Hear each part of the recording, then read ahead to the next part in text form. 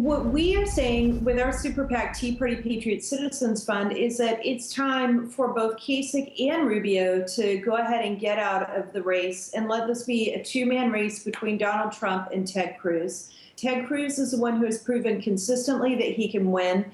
We need to see a debate stage where he and Donald Trump are debating one-on-one. We need to see what it's going to be like in the fall with each of them when one of them is on stage with Hillary Clinton.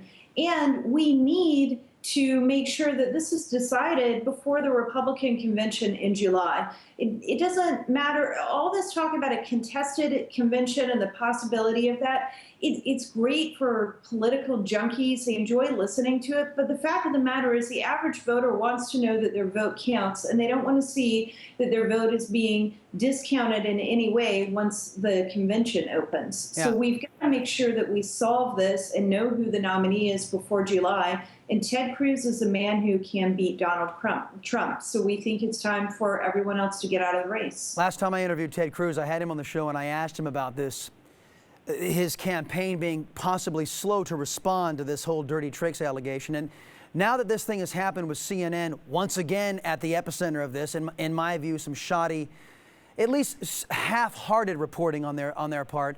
It's this whole Ben Carson phenomenon again, and then they're quick. There are people out there trying to make hay and try to allege that Ted Cruz had something to do with this, and there's no evidence out there that I've seen. But I can't imagine that the Cruz campaign would be involved in this in any way. You?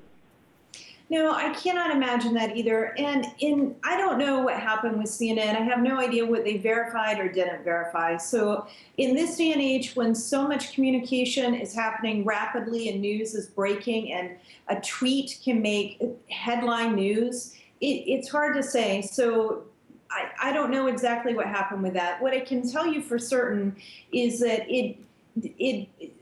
Ted Cruz's opponents want to paint him as a dirty trickster because that helps them. And people in Washington, D.C. who don't want to see Ted Cruz be elected, it benefits them to do what they can to paint Ted Cruz in this light. The fact of the matter is the dirty tricks are coming out of Washington, D.C.